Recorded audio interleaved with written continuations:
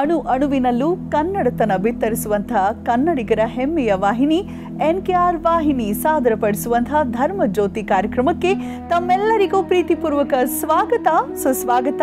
ನಾನು ದಿವ್ಯಾ ಆಲೂರ್. ಬನ್ನಿ ಗುರುಗಳನ ಕಾರ್ಯಕ್ರಮಕ್ಕೆ ಸ್ವಾಗತಿಸಿಬಿಡೋಣ. ಶ್ರೀಯುತರು ಹೆಸರಾಂತ ಜ್ಯೋತಿಷಿಗಳು, ವೇದಾಗಮ ಪಂಡಿತರು, ಆಧ್ಯಾತ್ಮಿಕ ಚಿಂತಕರು, ವಾಚಸ್ಪತಿ ಗುರುಗಳು. ಗುರುಗಳೇ ನಮಸ್ಕಾರ, ನಲ್ಮೆಯ ಸ್ವಾಗತ ಕಾರ್ಯಕ್ರಮಕ್ಕೆ. ಗುರುಗಳೇ ಪಂಚಾಂಗ ಶ್ರವಣ ಮಾಡೋಣವಾ? ಓಂ ನಮಃ ಶಾಂತಾಯ ದಿವ್ಯಾಯ ಸತ್ಯಧರ್ಮ ಸ್ವರೂಪಿಣೆ ಸ್ವಾನಂದಾಮೃತತೃಪ್ತಾಯ ಶ್ರೀಧರಾಯ ನಮೋ ನಮಃ. ರಕ್ತೋ ರಕ್ತಾಂಗರಾಗಾಂ ಶುಕಕುಸುಮಯತಸ್ತುಂದಿಲಶ್ಚಂದ್ರಮೌಳಿರ್ನೇತ್ರೈರುಕ್ತಸ್ತ್ರಿಭಿರ್ವಾಮನಕರ ಬೀಜಪೂರಾಕ್ತನಾಸಃ ಹಸ್ತಾಗ್ರಹ ಕ್ಲುಪ್ತಪಾಶಾಂಕುಶಲದವರದೋ ನಾಗಭಕ್ತರೋ ಹಿಭೂಷೋ ದೇವಃ ಪದ್ಮಾಸನೋ ನೋ ಭವತು ನತಸುರೋ ಭೂತಯೇ ವಿಘ್ನರಾಜಃ. ಓಂ. ನಮ್ಮ ಧರ್ಮಜ್ಯೋತಿ ಕಾರ್ಯಕ್ರಮದ ಸಮಸ್ತ ವೀಕ್ಷಕರಿಗೂ ಇವತ್ತಿನ ಕಾರ್ಯಕ್ರಮಕ್ಕೆ ಸ್ವಾಗತವನ್ನು ಬಯಸ್ತೇನೆ. ಹಾಗೆಯೇ ಯಾರ್ಯಾರು ಈ ಒಂದು ಆಗಸ್ಟ್ ತಿಂಗಳ 12ನೇ ತಾರೀಖಿನ ದಿನ ನಿಮ್ಮ ಹುಟ್ಟಿದ ಹಬ್ಬವನ್ನು ಆಚರಣೆ ಮಾಡ್ಕೊಳ್ತಾ ಇದ್ದೀರಿ, ವಿವಾಹ ವಾರ್ಷಿಕೋತ್ಸವಾದಿ ಸಂಭ್ರಮಾಚರಣೆಯಲ್ಲಿ ಏನಿದ್ದೀರಿ, ನಿಮಗೆಲ್ಲರಿಗೂ ಕೂಡ ಶುಭಾಶಯಗಳು. ಭಗವಂತ ನಿಮ್ಮ ಎಲ್ಲ ಸಂಕಟಗಳನ್ನು ಪೂರ್ಣವಾಗಿ ಪರಿಹಾರವನ್ನು ಮಾಡಲಿ. ಹಾಗೆಯೇ ನಿಮಗೆ ಸುಖ, ಶಾಂತಿ, ನೆಮ್ಮದಿ, ಆಯಸ್ಸು, ಆರೋಗ್ಯಾದಿ ಎಲ್ಲ ಸಂಪತ್ತುಗಳನ್ನು ಕೂಡ ಅನುಗ್ರಹವಾಗಿ ಕೊಡಲಿ ಅಂತೇಳಿ ಅವನನ್ನು ಪ್ರಾರ್ಥನೆ ಮಾಡಿಕೊಂಡು ಮೊದಲಿಗೆ ಇವತ್ತಿನ ಪಂಚಾಂಗದ ಕಡೆ ಗಮನ ಹರಿಸೋಣ. ಇವತ್ತು ವಿಶ್ವಾವಸುನಾಮ ಸಂವತ್ಸರದ ದಕ್ಷಿಣಾಯನ ವರ್ಷ ಋತು ಶ್ರಾವಣ ಮಾಸದ ಕೃಷ್ಣ ಪಕ್ಷದ ತದಿಗೆ ಅಥವಾ ತೃತೀಯದ ದಿನ ಮಂಗಳವಾರ. ಇವತ್ತು ಪೂರ್ವಭಾದ್ರ ನಕ್ಷತ್ರದಲ್ಲಿ ಚಂದ್ರನ ಸಂಚಾರ ಇದೆ ಮಧ್ಯಾಹ್ನದವರೆಗೆ. ನಂತರ ಉತ್ತರ ಭಾದ್ರ ನಕ್ಷತ್ರದಲ್ಲಿರ್ತದೆ. ಅಂದರೆ ಸಂಪೂರ್ಣವಾಗಿ ಇವತ್ತು ಮೀನ ರಾಶಿಯಲ್ಲಿಯೇ ಚಂದ್ರನ ಸಂಚಾರ ಅಂತಕ್ಕಂಥದ್ದು ಇರ್ತದೆ. ನಿನ್ನೆ ರಾತ್ರಿವರೆಗೂ ಸಹ ಕುಂಭರಾಶಿಯಲ್ಲಿದ್ದ ಚಂದ್ರ ಇವತ್ತು ಬೆಳಿಗ್ಗೆ ಮೀನರಾಶಿಗೆ ಬಂದಿದ್ದಾನೆ. ಇವತ್ತು ಸುಕರ್ಮ ಅನ್ನುವಂತಹ ಒಂದು ಯೋಗ ಇದೆ, ಹಾಗೆ ಭದ್ರಕರಣ ಇರ್ತಕ್ಕಂಥದ್ದು. ಇದು ಪಂಚಾಂಗವಾದರೆ ಇವತ್ತು ಚಂದ್ರೋದಯಕ್ಕೆ ಸಾಯಂಕಾಲ ಚತುರ್ಥಿಯ ಆಗಮನ ಇರ್ತದೆ. ಹಾಗಾಗಿ ಇವತ್ತು ಸಂಕಷ್ಟಹರ ಚತುರ್ಥಿ ಮಂಗಳವಾರ ಬಂದಿದೆ. ಹಾಗಾಗಿ ಅಂಗಾರಕ ಸಂಕಷ್ಟಹರ ಚತುರ್ಥಿ, ಅಂಗಾರಕಿ ಅಂತ ಕೂಡ ಕರೀತಾರೆ. ಹಾಗಾಗಿ ಇವತ್ತಿನ ಪಂಚಾಂಗದ ಪ್ರಕಾರ ಸಂಕಷ್ಟಹರ ಚತುರ್ಥಿಯನ್ನು ಆಚರಣೆ ಮಾಡಬೇಕಾಗ್ತದೆ. ಇನ್ನು ಇವತ್ತಿನ ಗ್ರಹ ಸ್ಥಿತಿಯನ್ನು ಒಂದು ಸಾರಿ ಗಮನಿಸೋದಾದರೆ, ಮೇಷ ಮತ್ತು ವೃಷಭ ರಾಶಿಯಲ್ಲಿ ಯಾವುದೇ ಗ್ರಹ ಸಂಚಾರ ಇಲ್ಲ. ಮಿಥುನದಲ್ಲಿ ಗುರು ಶುಕ್ರರಿರ್ತಕ್ಕಂಥದ್ದು, ಕರ್ಕಾಟಕದಲ್ಲಿ ಬುಧಾದಿತ್ಯರು, ಸಿಂಹದಲ್ಲಿ ಕೇತು, ಕನ್ಯಾದಲ್ಲಿರ್ತಕ್ಕಂಥದ್ದು ಮಂಗಳನ ಸಂಚಾರ. ತುಲಾ, ವೃಶ್ಚಿಕ, ಧನು, ಮಕರ ಈ 4 ರಾಶಿಗಳಲ್ಲಿ ಯಾವುದೇ ರೀತಿಯಾದ ಗ್ರಹ ಸಂಚಾರ ಇಲ್ಲ. ಕುಂಭರಾಶಿಯಲ್ಲಿ ರಾಹು ಒಬ್ಬನೇ ಕಾರಣ. ಅಲ್ಲಿದ್ದ ಚಂದ್ರ ಮೀನರಾಶಿಗೆ ಬಂದಿದ್ದಾನೆ. ಮೀನರಾಶಿಯಲ್ಲಿ ಚಂದ್ರ ಮತ್ತು ಶನೈಶ್ಚರರ ಸಂಚಾರ ಇರ್ತಕ್ಕಂಥದ್ದು. ಇದು ಇವತ್ತಿನ ಗ್ರಹ ಸ್ಥಿತಿ. ವೀಕ್ಷಕರೇ, ಈಗ ಪ್ರಾರಂಭ ಮಾಡೋಣ ದಿನ ಭವಿಷ್ಯ ವಿಭಾಗವನ್ನ. ಗುರುಗಳೇ, ಮೊದಲಿಗೆ ಮೇಷರಾಶಿ. ಮೇಷರಾಶಿಯವರಿಗೆ ಇವತ್ತಿನ ದಿನ ಸ್ವಲ್ಪ ಬೇಸರ. ಆರಂಭದಲ್ಲೇ ಹೇಳಿಬಿಡ್ತೇನೆ. ಕಾರಣ ಏನು ಅಂದರೆ, ಚತುರ್ಥಾಧಿಪತಿ ಆಗಿರ್ತಕ್ಕಂಥ ಚಂದ್ರ ವ್ಯಯಕ್ಕೆ ಶನಿಯೊಂದಿಗೆ ಬಂದು ಸೇರಿರ್ತಕ್ಕಂಥದ್ದು. ಸ್ವಲ್ಪ ಭಯ. ಕಾರಣ ಏನು ಅಂದರೆ, ಮನೆಯಲ್ಲಿ ಏನಾದರೂ ಸಮಸ್ಯೆ ಆಗಬಹುದಾ ಅನ್ನುವಂಥ ಒಂದು ಭ್ರಮೆಯಿಂದಾಗಿ ಬರ್ತಕ್ಕಂಥ ಭಯ. ಅದು ಭಯ ಅಂದರೆ ವಾಸ್ತವಾಂಶದ ಭಯ ಅಲ್ಲ. ಅದು ಅಂಥದ್ದು ಯಾವುದೇ ಯೋಗವೋ ಅಪಾಯವಾಗ್ತಕ್ಕಂಥ ಯಾವ ಯೋಗವೂ ಇಲ್ಲ. ಒಂದು ಮಾನಸಿಕವಾಗಿರ್ತಕ್ಕಂಥ ಭ್ರಮಾಧೀನವಾದಂಥ ಒಂದು ಮನೋಭಾವ ಇವತ್ತು ಆಗ್ತಕ್ಕಂಥ ಲಕ್ಷಣ. ಚತುರ್ಥ ಭಾವಾಧಿಪತಿ ಅಲ್ವಾ ಅವನು. ಹಾಗಾಗಿ ಶನಿಯೊಂದಿಗೆ ಸೇರಿದಾಗ ಆ ಒಂದು ಭಾವನೆಯನ್ನು ಕೊಡ್ತಾನೆ ಅಂತ ಹೇಳುತ್ತೆ. ಹಾಗಾಗಿ ಅಭಯವನ್ನು ಬೇಕು ಅಥವಾ ಅಭಯವನ್ನು ಹೊಂದಬೇಕು ಹೇಳಿ ಆದರೆ, ರಕ್ಷಾಸ್ಥಾನಾಧಿಪತ್ಯದ ದುರ್ಗಾ ಪರಮೇಶ್ವರಿ ನಿಮ್ಮ ರಾಶಿಗೆ ಸಂಬಂಧಪಟ್ಟು ಆ ದುರ್ಗಾದೇವಿಯನ್ನು ಧ್ಯಾನ ಮಾಡಿಕೊಳ್ಳಿ, ಶುಭವಾಗಲಿ. ಮುಂದಿನದ್ದು ವೃಷಭ ರಾಶಿ. ವೃಷಭ ರಾಶಿಯವರಿಗೆ ಇವತ್ತು ಧನಾಗಮನದಲ್ಲಿ ಸ್ವಲ್ಪ ಮಟ್ಟಿನ ವಿಳಂಬವಾಗ್ತಕ್ಕಂಥದ್ದು. ಯಾವುದೋ ಒಂದು ಹಣಕಾಸಿನ ಆಗಮನ ಆಗಬೇಕಾಗಿತ್ತು, ಆದರೆ ಇವತ್ತು ಅದಕ್ಕೆ ವಿಳಂಬವಾಗ್ತಕ್ಕಂಥ ಲಕ್ಷಣಗಳು. ಉಳಿದಂತೆ ಎಲ್ಲ ಸಹ ಗ್ರಹಗತಿಗಳು ಚೆನ್ನಾಗಿದೆ. ಗುರು ಬಲಿಷ್ಠನಾಗಿರ್ತಕ್ಕಂಥದ್ದು ಕೂಡ ಉದಯ ಆಗಿದ್ದಾನೆ. ಶುಕ್ರನ ನಿಮ್ಮ ರಾಶ್ಯಾಧಿಪತಿಯ ಜೊತೆಯಲ್ಲಿ ಕೂಡ ಇದ್ದಾನೆ. ಎಲ್ಲವೂ ಸಹ ಚೆನ್ನಾಗಿದೆ. ಚಿಂತೆ ಮಾಡೋದು ಬೇಡ. ನಿತ್ಯದ ಜೀವನವನ್ನು ನಡೆಸ್ಕೊಂಡು ಹೋಗಿ. ಆರೋಗ್ಯದ ಸಮಸ್ಯೆ ಇರ್ತಕ್ಕಂಥವರು ಟ್ರೀಟ್ಮೆಂಟನ್ನೇ ಮಾಡಬೇಕಾಗ್ತದೆ. ಇನ್ನು ಈ ಒಂದು ಹಣಕಾಸಿನ ವಿಚಾರದಲ್ಲಿ ಯಾವ ಒಂದು ಮಂದಗತಿಯ ಪ್ರಗತಿ ಕಾಣಿಸ್ತದೆ, ಅದನ್ನು ಹೆಚ್ಚು ಮಾಡಿಕೊಳ್ಳಿಕ್ಕೋಸ್ಕರವಾಗಿ ದೀಪಾರಾಧನೆಯನ್ನು ಮಾಡ್ತಕ್ಕಂಥದ್ದು ತುಂಬ ಒಳ್ಳೆಯದು. ಈಗ ಬೆಳಿಗ್ಗೆನೇ ನಿಮ್ಮ ಮನೆಯಲ್ಲಿ ಅಮ್ಮನವರ ಚಿತ್ರ ಇದ್ದರೆ ಅದರಲ್ಲೂ ವಿಶೇಷವಾಗಿ ದುರ್ಗಾ ಪರಮೇಶ್ವರಿಯ 18 ಭುಜಗಳ ಸಿಂಹವಾಹಿನಿಯ ಚಿತ್ರ ಏನಾದರೂ ಇದ್ದ ಪಕ್ಷದಲ್ಲಿ ಅದರ ಮುಂದೆ ಒಂದು ತುಪ್ಪದ ದೀಪವನ್ನು ಹಚ್ಚಿ ಪ್ರಾರ್ಥನೆಯನ್ನು ಮಾಡಿಕೊಳ್ಳಿ. ಎಲ್ಲ ಇವತ್ತಿನ ನಮ್ಮ ದಿನಚರಿ ಅಂತಕ್ಕಂಥದ್ದು ಸುಗಮವಾಗಿ ನಡೀಲಿ ಅಂತ ಹೇಳಿ ಪ್ರಾರ್ಥನೆಯನ್ನು ಮಾಡಿಕೊಳ್ಳಿ. ಶುಭವಾಗಲಿ. ಮುಂದಿನದು ಮಿಥುನ ರಾಶಿ. ಮಿಥುನ ರಾಶಿಗೆ ಕರ್ಮಭಾವದಲ್ಲಿರ್ತಕ್ಕಂತಹ ಚಂದ್ರನ ಒಂದು ವಿಚಾರವನ್ನು ನೋಡಬೇಕು. ಧನಾಧಿಪತಿ ಅವನು. ಹಾಗಾಗಿ ಕರ್ಮದಲ್ಲಿ ಆಗಮನ ಅಂದರೆ ನೀವು ಮಾಡ್ತಕ್ಕಂಥ ಕೆಲಸ ಕಾರ್ಯ ಉದ್ಯೋಗ ವ್ಯಾಪಾರ ವ್ಯವಹಾರ ಎಲ್ಲದರಲ್ಲೂ ಕೂಡ ಯಾವ ಒಂದು ಹಣದ ಆಗಮನವಾಗಬೇಕು, ಧನಾಗಮನವಾಗಬೇಕು, ಅದಕ್ಕೆ ಸ್ವಲ್ಪ ಮಂದಗತಿ ಆಗ್ತಕ್ಕಂಥದ್ದು ಮತ್ತು ಚತುರ್ಥ ಭಾವದಿಂದ ಮಂಗಳನ ದೃಷ್ಟಿ. ಭೂಮಿ ವ್ಯವಹಾರಗಳಲ್ಲಿ ಕೂಡ ಸ್ವಲ್ಪ ಹಿನ್ನಡೆ, ಪೂರ್ಣವಾಗಿರ್ತಕ್ಕಂಥ ಒಂದು ಲಾಭಾಂಶಗಳ ಕೊರತೆ ಆಗ್ತಕ್ಕಂಥದ್ದು ಕೂಡ ಉಂಟು. ಜೊತೆಯಲ್ಲಿ ಮನೆಯಲ್ಲಿ ಕೂಡ ಸ್ವಲ್ಪ ಮಟ್ಟಿನ ಅಗ್ನಿಯ ಬಗ್ಗೆ ಎಚ್ಚರಿಕೆ ವಹಿಸ್ಕೊಳ್ಳಿ. ಅಗ್ನಿ ಜ್ವಾಲಾದೋಷ ಅಂತಕ್ಕಂಥದ್ದು ಇವತ್ತು ಪ್ರಾಪ್ತಿಯಾಗುವಂಥ ಲಕ್ಷಣ. ತ್ರಿಕೋಣದಲ್ಲಿ ಅಥವಾ ಚತುರಶ್ರ ಅಂತ ಹೇಳ್ತೇವೆ ನಾವು, ಅದರಲ್ಲಿ ಧನುರಾಶಿ ಖಾಲಿ ಇದೆ. ಹಾಗಾಗಿ ಧನುರಾಶಿ ಅಧಿಪತಿ ನಿಮ್ಮ ರಾಶಿಯಲ್ಲೇ ಇದ್ದಾನೆ. ಆ ಗುರುವನ್ನು ಧ್ಯಾನ ಮಾಡಿಕೊಳ್ಳಿ. ಇವತ್ತು ಉತ್ತಮವಾದಂಥ ಒಂದು ಫಲಗಳನ್ನು ನಿರೀಕ್ಷೆ ಮಾಡಬಹುದು. ಮುಂದಿನದು ಕರ್ಕಾಟಕ ರಾಶಿ. ಕರ್ಕಾಟಕ ರಾಶಿಯವರಿಗೆ ಇವತ್ತಿನ ದಿನ ಚೆನ್ನಾಗಿದೆ. ತಕ್ಕ ಮಟ್ಟಿಗೆ ಉತ್ತಮವಾದಂಥ ದಿನ ಕೂಡ ಹೌದು. ಭಾಗ್ಯದಲ್ಲಿ ರಾಶಿಯಾಧಿಪತಿ ಇರತಕ್ಕಂಥದ್ದು ಸಪ್ತಮಾಧಿಪತಿಯೊಂದಿಗೆ ಸೇರಿರ್ತಕ್ಕಂಥದ್ದು.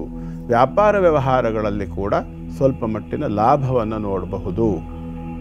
ಜೊತೆಯಲ್ಲಿ ರಾಶ್ಯಾಧಿಪತಿಯಾಗಿ ಶನೈಶ್ಚರನ ಜೊತೆಯಲ್ಲಿ ಇರತಕ್ಕಂಥದ್ದಾದ್ದರಿಂದ ಸ್ವಲ್ಪ ಮಟ್ಟಿನ ಜಾಯಿಂಟ್ ಪೇನ್ ಕೂಡ ಇರುತ್ತೆ. ಅಂದರೆ ಇವತ್ತು ಕೆಲಸಗಳನ್ನು ಜಾಸ್ತಿ ಮಾಡಬೇಕಾಗಿ ಬರುತ್ತೆ. ಹೆಚ್ಚು ಹೆಚ್ಚು ಕೆಲಸ ಮಾಡೋದು, ಉತ್ಸಾಹದಿಂದ ತ್ವರಿತಗತಿಯಲ್ಲಿ ಕೆಲಸವನ್ನು ಮಾಡೋದು, ಲಾಭವನ್ನು ಕೂಡ ನೋಡಿರ್ತೀರಿ. ಆ ಕೆಲಸ ಮಾಡುವಾಗಿನ ಉತ್ಸಾಹದಿಂದಾಗಿ ಆ ಒಂದು ಶರೀರದ ನೋವು ಇತ್ಯಾದಿಗಳು ಮೊದಲಿಗೆ ಗಮನಕ್ಕೆ ಬರೋದಿಲ್ಲ. ಆ ನಂತರದಲ್ಲಿ ಅವೆಲ್ಲ ಕಾಣಿಸ್ಕೊಳ್ಬೋದು.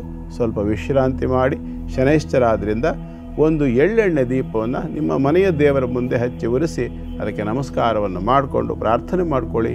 ಶುಭವಾಗಲಿ. ಮಂಗಳವಾರದ ಈ ದಿನ ಯಾವ ಮಂಗಳಕರವಾದಂಥ ದೇವಸ್ಥಾನ ಅಥವಾ ಕ್ಷೇತ್ರದ ಬಗ್ಗೆ ತಿಳಿಸ್ತಾ ಇದ್ದೀರಾ ಗುರುಗಳೇ? ಬೆಂಗಳೂರು ನಗರದಲ್ಲೇ ಇರತಕ್ಕಂಥ ಒಂದು ದೇವಸ್ಥಾನ. ಗುರುಗಳು ನಿನ್ನೆಯಿಂದ ಬೆಂಗಳೂರಿಗೆ ಕಾನ್ಸಂಟ್ರೇಟ್ ಮಾಡ್ತಿದ್ದಾರೆ, ಯಾಕಂದ್ರೆ ತುಂಬಾ ದೂರದ ಕಡೆಗೆ ಹೇಳಿ ಆಯ್ತು. ಯಾಕೆ ಅಂತಂದ್ರೆ ನಮ್ಮ ಜನರಿಗೆ ನಾವು ಯಾವಾಗಲೂ ಬರೀ ದೂರದ ದೇವಸ್ಥಾನವನ್ನೇ ಹೇಳಿದ್ರೆ ಅವರು ಅದು ಈಗ ಮಳೆಗಾಲ ಬೇರೆ, ನಾನು ಮಲ್ನಾಡಿನ ದೇವಸ್ಥಾನನೇ ಹೇಳ್ತಾ ಹೋಗ್ಬಿಟ್ರೆ ಈ ಮಳೆಗಾಲದಲ್ಲಿ ಆ ಕೆಸರಿನಲ್ಲಿ ಆ ಇಂಬಳಗಳ ಕಾಟದಲ್ಲಿ ಹೇಗೆ ಓಡಾಡ್ತಾರೆ ನಮ್ಮ ಜನ. ಹಾಗಾಗಿ ಹತ್ತಿರದಲ್ಲೇ ಇರತಕ್ಕಂತಹ ದೇವಸ್ಥಾನಗಳನ್ನೇ ಶ್ರದ್ಧಾಪೂರ್ವಕವಾಗಿ ಆರಾಧನೆ ಮಾಡಲಿ ಅನ್ನೋದು ನನ್ನ ಉದ್ದೇಶ. ಸಂತೋಷ ಗುರುಗಳು. ಬೆಂಗಳೂರಿನಲ್ಲಿ ಪಶ್ಚಿಮಾಭಿಮುಖವಾಗಿರ್ತಕ್ಕಂಥ ಒಂದು ವೈಶಿಷ್ಟ್ಯಪೂರ್ಣ ದೇವಸ್ಥಾನವನ್ನು ಇವತ್ತು ಹೇಳ್ತಾ ಇದ್ದೇನೆ. ಈ ದೇವಸ್ಥಾನದ ವಿಶೇಷತೆ ಏನು ಅಂತಂದರೆ ಇಲ್ಲಿ ಉತ್ತರಾಭಿಮುಖವಾಗಿ ಪಾರ್ವತಿಯ ಪ್ರತಿಷ್ಠಾಪನೆ ಆಗಿದೆ, ಪಶ್ಚಿಮಾಭಿಮುಖವಾಗಿ ಶಿವ ಮತ್ತು ಗಣೇಶನ ಪ್ರತಿಷ್ಠಾಪನೆ ಆಗಿದೆ. ಬಹಳ ಚೆನ್ನಾಗಿರ್ತಕ್ಕಂಥದ್ದು, ಒಂದು ಸರಿಯಾದ ರೀತಿಯಲ್ಲಿ ವ್ಯವಸ್ಥಿತವಾದ ಆರಾಧನೆ ನಡೀತಕ್ಕಂಥದ್ದು. ಯಾಕೆ ಗಣೇಶನ ದೇವಸ್ಥಾನವನ್ನು ಪ್ರಧಾನವಾಗಿ ತಗೊಂಡೆ ಅಂದರೆ ಇವತ್ತು ಸಂಕಷ್ಟಹರ ಚತುರ್ಥಿ ಇದೆ, ಅದರಲ್ಲೂ ವಿಶೇಷವಾಗಿ ಮಂಗಳವಾರ ಬಂದಿದೆ. ಹಾಗಾಗಿ ಇದನ್ನೆಲ್ಲ ಯೋಚನೆ ಮಾಡಬೇಕು. ಇವತ್ತು ಪಂಚಾಂಗದ ಯೋಗ ಕೂಡ ಬಹಳ ಚೆನ್ನಾಗಿದೆ. ಒಂದು ಕಡೆಯಲ್ಲಿ ಮಂಗಳವಾರ, ಮತ್ತೊಂದು ಕಡೆಯಲ್ಲಿ ಸಂಕಷ್ಟಹರ ಚತುರ್ಥಿ, ಸುಕರ್ಮ ಅನ್ನುವಂತಹ ಯೋಗ, ಭದ್ರ ಅನ್ನುವಂಥ ಕರ್ಣ. ಇದು ಎಲ್ಲವನ್ನು ಪಂಚಾಂಗದ ಯೋಗಗಳನ್ನು ಮಿಶ್ರಣ ಮಾಡಿ ನೋಡಿದರೆ ಎಷ್ಟು ಚೆನ್ನಾಗಿದೆ ಅಂದರೆ ಇವತ್ತು ಗಣಪತಿಯನ್ನು ಆರಾಧನೆ ಮಾಡಿದರೆ ಸುಕರ್ಮ, ಯೋಗ್ಯವಾಗಿರ್ತಕ್ಕಂಥ ಕರ್ಮಗಳನ್ನು ಆಚರಣೆ ಮಾಡಬೇಕು. ಗಣಪತಿಗೆ ಏನು ಪ್ರೀತಿ ಅಂತ ಹೇಳಿದ್ದೆ ನಾನು ಹಿಂದಿನ ಒಂದು ಕಾರ್ಯಕ್ರಮದಲ್ಲಿ ಹೇಳಿದ್ದೆ. ಗಣಪತಿಗೆ ನೈವೇದ್ಯ ತುಂಬ ಪ್ರೀತಿ. ಮಧುರವಾಗಿರತಕ್ಕಂಥ ದ್ರವ್ಯಗಳನ್ನು ಗಣಪತಿಗೆ ಅರ್ಪಣೆ ಮಾಡ್ತಕ್ಕಂಥದ್ದು. ಮತ್ತೆ ಹೇಳ್ತೀನಿ, ಅಗ್ನಿಜ್ವಾಲಾ ರೂಪದಲ್ಲಿ ದೇವತೆಗಳಿರ್ತಾರೆ. ಹಾಗಾಗಿ ಅವರುಗಳಿಗೆ ಅಗ್ನಿ ಮೂಲಕವೇ ನಾವು ಆಹುತಿಯನ್ನು ಕೊಟ್ಟಾಗ ಹೆಚ್ಚು ಸಂಪ್ರೀತರಾಗ್ತಾರೆ ಅಂತಕ್ಕಂಥ ಕಾರಣ. ಆದ್ದರಿಂದ ಇವತ್ತು ಸುಕರ್ಮ, ಒಳ್ಳೆಯ ಕರ್ಮವನ್ನು ಆಚರಣೆ ಮಾಡಿದ ಪಕ್ಷದಲ್ಲಿ ಇವತ್ತಿನ ಕರ್ಣ ಭದ್ರ, ಕಲ್ಯಾಣಂ ಭದ್ರಂ ಮಂಗಳಂ ಶುಭಂ ಅಂತ ಹೇಳ್ತದೆ. ಅಂದರೆ ನಮಗೆ ಭದ್ರವಾಗ್ತದೆ. ಭದ್ರ ಅಂದರೆ ಜೋಪಾನ ಲಾಕ್ ಮಾಡ್ಕೊಂಡು ಬೀಗ ಹಾಕ್ಕೊಂಡು ಭದ್ರವಾಗಿ ಇಟ್ಕೊಂಬ ಅಂತಲ್ಲ. ಮಂಗಳವಾಗ್ತದೆ. ಭದ್ರಂ ಕರ್ಣೇಭಿ ಶೃಣುಯಾಮ ದೇವಾಹ ಅಂತ ಹೇಳ್ತಾರಲ್ಲ, ಹಾಗೆ ನಮ್ಮ ಕಿವಿಗಳಿಂದ ಮಂಗಳಕರವಾಗಿರತಕ್ಕಂಥ ವಾರ್ತೆಗಳನ್ನು ಕೇಳುವಂಥ ಅವಕಾಶ ಬರ್ತದೆ. ಭದ್ರಂ ಪಶ್ಯೇಮಾಕ್ಷಭಿರೇಯತ್ರಾಹ ಅಂದರೆ ನಮ್ಮ ಕಣ್ಣುಗಳಿಂದ ಮಂಗಳ ಕಾರ್ಯಗಳನ್ನು ನೋಡುವಂಥ ಭಾಗ್ಯ ಬರ್ತದೆ ಅಂತ ಅರ್ಥ. ಹಾಗಾಗಿ ಇವೆಲ್ಲವನ್ನು ಕೂಡ ನಾವು ಪಡ್ಕೊಳ್ಬೇಕು ಅಂತಂದರೆ ಇವತ್ತು ಗಣಪತಿಯನ್ನು ಶ್ರದ್ಧಾಭಕ್ತಿಗಳಿಂದ ಆರಾಧನೆ ಮಾಡಬೇಕು ಅಂತ ಅದರ ಅರ್ಥ. ಗೊತ್ತಾಯ್ತಲ್ಲ? ಸಂಕಷ್ಟಹರ ಚತುರ್ಥಿಯನ್ನ ಕೆಲವರು ಶಾರ್ಟ್ ಫಾರ್ಮ್ ಮಾಡಿ ಸಂಕಷ್ಟಿ ಅಂತೆಲ್ಲ ಕರೀತಾರೆ. ಹಾಗೆ ಕರಿಬಾರ್ದು ಅಂತ ಹಿಂದೊಮ್ಮೆ ಒಬ್ಬರು ಪ್ರಾಜ್ಞರ್ ಹೇಳಿದ್ದನ್ನು ಕೇಳಿದ್ದೀನಿ. ಅದರಲ್ಲೂ ಮಂಗಳವಾರ ಬರುವಂಥ ಸಂಕಷ್ಟಹರ ಚತುರ್ಥಿ ಬಹಳನೇ ವಿಶೇಷ. ಅದೆಷ್ಟೋ ವರ್ಷಗಳು ಮಾಡಿದಂತಹ ಫಲ ಸಿಗತ್ತೆ ಅಂತ ಹೇಳ್ತಾರೆ. ಹೌದಾ ಗುರುಗಳೇ? ನಿಜ.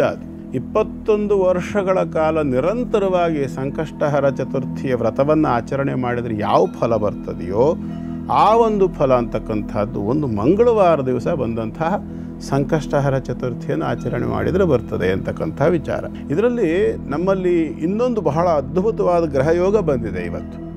ಅದೇನಂತಂದರೆ, ಯಾವ ಚಂದ್ರ ಮೀನರಾಶಿಯಲ್ಲಿದ್ದಾನೆ ಅದೇ ಚಂದ್ರನಿಗೆ ಸರಿಯಾಗಿ ಸಮಸಪ್ತಮ 7ನೇ ರಾಶಿಯ ಕಾರ್ನರ್ ಕನ್ಯಾ ರಾಶಿಯಲ್ಲಿ ಮಂಗಳ ಇದ್ದಾನೆ. ಮಂಗಳವಾರ ಮಂಗಳ ಅಲ್ಲಿದ್ದಾನೆ. ಇದರ ಜೊತೆಯಲ್ಲಿ ಸುಕರ್ಮ ಅನ್ನುವ ಯೋಗ, ಭದ್ರಕರ್ಣ, ಎಲ್ಲದ್ರ ಬಗ್ಗೆನೇ ಹೇಳ್ತಾ ಇದ್ದೀನಿ. ಪಂಚಾಂಗ, ಈ ಯೋಗ ಅಂತಕ್ಕಂಥದ್ದು ನಾವು ಕೇಳಿ ಬರ್ತಕ್ಕಂಥದ್ದು ಅಲ್ಲ. ಇದು ಪ್ರಕೃತಿಯಲ್ಲಿರ್ತಕ್ಕಂಥದ್ದು. ಪ್ರಕೃತಿ ನಮಗದನ್ನು ಒದಗಿಸ್ತದೆ. ನೀನು ಈ ರೀತಿಯ ಕರ್ಮವನ್ನು ಇಂಥ ಸಂದರ್ಭದಲ್ಲಿ ಮಾಡು, ನಿನಗೆ ಬೇಕಾದ್ದನ್ನು ಪಡ್ಕೋ ಅಂತ. ಮತ್ತು ಪ್ರತಿಯೊಂದು ಜಾತಕದಲ್ಲೂ ಪ್ರತಿಯೊಂದು ರಾಶಿಯವರಿಗೂ ಕೂಡ ನಾವು ಋಣಬಾಧೆ ಇದ್ದರೆ, ಸಾಲದ ಕಾಟ ಅಂತಕ್ಕಂಥದ್ದು, ದುಡ್ಡು ಕಾಸಿನ ವಿಷಯದಲ್ಲಿ ಸಮಸ್ಯೆ ಇದೆ, ಭೂಮಿ ವಿಷಯದಲ್ಲಿ ಸಮಸ್ಯೆ ಇದೆ, ಮನೆ ಕಟ್ಟೋದಕ್ಕೆ ಸಮಸ್ಯೆ ಇದೆ, ಅಥವಾ ಮದುವೆಗೆ ಸಮಸ್ಯೆ ಇದೆ, ಮಕ್ಕಳಾಗೋದಕ್ಕೆ ಸಮಸ್ಯೆ ಇದೆ, ಈ ಎಲ್ಲವನ್ನು ನೋಡುವಾಗ ಮೊದಲು ಜ್ಯೋತಿಷ್ಯದಲ್ಲಿ ಅಬ್ಸರ್ವ್ ಮಾಡ್ತಕ್ಕಂಥದ್ದು ಬಾಧಕ ಮಂಗಳನ ಅಂತ. ಎಲ್ಲ ವಿಭಾಗದಲ್ಲಿ ಬಾಧೆಯನ್ನು ಕೊಡ್ತಕ್ಕಂಥದ್ದು, ತೊಂದರೆ ಕೊಡ್ತಕ್ಕಂಥದ್ದು ಮಂಗಳ. ಹಾಗಾಗಿ ಮಂಗಳ ಎಲ್ಲಿದ್ದಾನೆ ಜಾತಕದ ಮೇಲೆ, ಅವನು ಯೋಗ ಕಾರಕನಾಗಿದ್ದಾನೋ ಅವನು ತೊಂದರೆ ಕೊಡ್ತಿದ್ದಾನೋ ಅಂತ ನೋಡ್ತೇವೆ.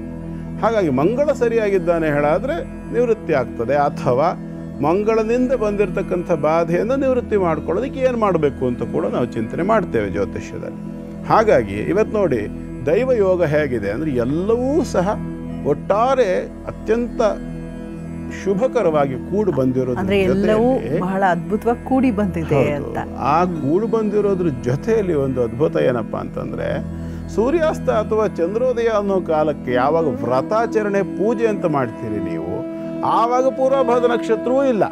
ಪೂರ್ವಾತ್ರಯ ನಿಷೇಧ ಅಂತ ಹೇಳ್ತದೆ. ಜ್ಯೋತಿಷ್ಶಾಸ್ತ್ರ ಏನು ಹೇಳ್ತದೆ ಅಂದರೆ, ಪೂರ್ವಾತ್ರಯ ನಿಷೇಧ ನಕ್ಷತ್ರಗಳು ಯಾವುದು? ಹುಬ್ಬ, ಪೂರ್ವಾಷಾಢ, ಪೂರ್ವಭಾದ್ರ.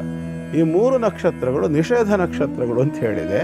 ವಿಚಿತ್ರ ಅಂದರೆ, ಇವತ್ತು ಸಂಕಷ್ಟಹಾರ ಚತುರ್ಥಿ ಬರೋಷ್ಟೊತ್ತಿಗೆ ಪೂರ್ವಭಾದ ನಕ್ಷತ್ರ ಮುಗಿದು ಹೋಗಿ ಉತ್ತರಭಾದ ನಕ್ಷತ್ರ ಬಂದು ಆಗೋಗಿರ್ತದೆ. ಹಾಗಾಗಿ ದೈವ ಯೋಗ ಅಂತಕ್ಕಂಥದ್ದು ಇದನ್ನೇ. ಈ ಎಲ್ಲ ಯೋಗಗಳು ಸಹ ಕೂಡಿ ಬಂದಿರೋದ್ರಿಂದ ಇವತ್ತು ದಯವಿಟ್ಟು ವೀಕ್ಷಕರೆಲ್ಲರಿಗೂ ನಾನು ಈ ಸಲಹೆ ಕೊಡಲಿಕ್ಕೆ ಇಷ್ಟಪಡ್ತೇನೆ. ಇವತ್ತು ಆ ಗಣಪತಿಯನ್ನು ಶಾಸ್ತ್ರೋಕ್ತವಾಗಿ ಸಂಕಷ್ಟಹಾರವನ್ನು ಆಚರಣೆಯನ್ನು ಮಾಡ್ಕೊಳ್ಳಿ. ಕ್ಷೇತ್ರದ ಬಗ್ಗೆ ಹೇಳ್ತಾ ಇದ್ರಿ. ಹೌದು, ಇಲ್ಲಿ ಕ್ಷೇತ್ರವನ್ನು ಕೊಡಬೇಕಲ್ವ. ಇಲ್ಲಿ ಇಷ್ಟೆಲ್ಲ ಲಕ್ಷಣಗಳನ್ನು ಕೊಟ್ಟರ ಮೇಲೆ ಯೋಗ್ಯವಾದ ಕ್ಷೇತ್ರ ಕೊಟ್ಟರೆ ಒಳ್ಳೆಯದು. ಹೌದು, ಯೋಗ್ಯವಾದ ಕ್ಷೇತ್ರಗಳನ್ನು ಎಲ್ಲ ಗಣಪತಿ ಕ್ಷೇತ್ರಗಳು ಯೋಗ್ಯವೇ. ಅದರಲ್ಲಿ ಸಾನ್ನಿಧ್ಯ ಇರೋದಷ್ಟೇ ಪ್ರಧಾನ, ಬಿಟ್ಟರೆ ಅದು ಯೋಗ್ಯ ಇದು ಯೋಗ್ಯ ಅಲ್ಲ, ಅಲ್ಲಿ ಶಕ್ತಿ ಜಾಸ್ತಿ ಇಲ್ಲಿ ಶಕ್ತಿ ಕಡಿಮೆ, ಹಾಗೆಲ್ಲ ಇಲ್ಲ. ಆರಾಧನೆ ಮಾಡ್ತಕ್ಕಂಥ ಜನರ ಭಾವ ಎಷ್ಟು ಆ ಬಿಂಬದ ಜೊತೆಗೆ ಕನೆಕ್ಟ್ ಆಗ್ತದೆಯೋ ಅಷ್ಟು ಅಲ್ಲಿಂದ ನಮಗೆ ಬೇಕಾದ ಅನುಗ್ರಹ ಬರ್ತದೆ. ಕನೆಕ್ಟಿವಿಟಿ ನಮ್ಮದು ಸರಿ ಇರಬೇಕು. ಪಾತ್ರೆ ತುಂಬುವಷ್ಟು ವ್ಯವಸ್ಥೆ, ಪಾತ್ರೆ ಸರಿ ಇದ್ರೆ ತಾನೇ ಪಾತ್ರೆಗೆ ಹಾಕ್ಕೊಳಕ್ಕಾಗತ್ತೆ. ಈ ಹಾಲು ತುಂಬಿಸ್ಬೇಕು ಅಂದ್ರೆ ಮೊದಲೇ ಪಾತ್ರೆಯಲ್ಲಿ ಹುಳಿ ಅಂಶ ಇದ್ದರೆ ಆ ಪಾತ್ರೆಗೆ ಹಾಲು ಹಾಕೋಕ್ಕಾಗೋದಿಲ್ಲ. ಹಾಗೇನೆ ಪಾತ್ರೆ ಸ್ವಚ್ಛವಾಗಿದ್ದರೆ ಎಷ್ಟು ಬೇಕಾದ್ರೂ ಹಾಲು ತುಂಬೋದು. ಪಾತ್ರೆ ಪೂರ್ಣ ತುಂಬುವಷ್ಟಂತೂ ಹಾಲು ಅದರಲ್ಲಿ ಹಿಡಿಸ್ತದೆ ಅಲ್ವಾ. ಹಾಗೇ ಯಾವುದೇ ಕ್ಷೇತ್ರಕ್ಕೆ ಹೋದರೂ ಅಲ್ಲಿ ಹೋದಾಗ ಸರಿಯಾದ ರೀತಿಯಲ್ಲಿ ನಾವು ನಡ್ಕೊಳ್ಬೇಕು. ಬೆಂಗಳೂರಿಗೆ ಬರೋಣ. ಬೆಂಗಳೂರಿನಲ್ಲಿ ಶಾರದಾ ಕಾಲೋನಿ ಅಂತ ಒಂದು ಜಾಗ ಇದೆ, ಅನೇಕರಿಗೆ ಗೊತ್ತಿರ್ತಕ್ಕಂಥದ್ದು. ಆ ಶಾರದಾ ಕಾಲೋನಿಯಲ್ಲಿ ಒಂದು ಗಣಪತಿಯ ದೇವಸ್ಥಾನ ಇದೆ. ಇದರ ವಿಶೇಷತೆ ಏನು ಅಂತಂದರೆ, ಈ ಗಣಪತಿ ಪಶ್ಚಿಮಾಭಿಮುಖವಾಗಿದ್ದಾನೆ. ಗಣಪತಿಯ ದೇವಸ್ಥಾನಗಳಿಂದ ಬೇರೆ ಬೇರೆ ದಿಕ್ಕಿನಲ್ಲಿ ನಾವು ನೋಡ್ತೇವೆ. ಅಲ್ಲಿ ಎಲ್ಲ ರೀತಿಯ ಅವಕಾಶಗಳಿದ್ದೂ ಕೂಡ ಗಣಪತಿಯನ್ನು ಪಶ್ಚಿಮಾಭಿಮುಖವಾಗಿ ಪ್ರತಿಷ್ಠಾಪನೆ ಮಾಡಿದ್ದಾರೆ. ಪಶ್ಚಿಮವನ್ನು ನಿವೃತ್ತಿಯ ದಿಕ್ಕು ಅಂತ ನಾವು ಹೇಳ್ತೇವೆ.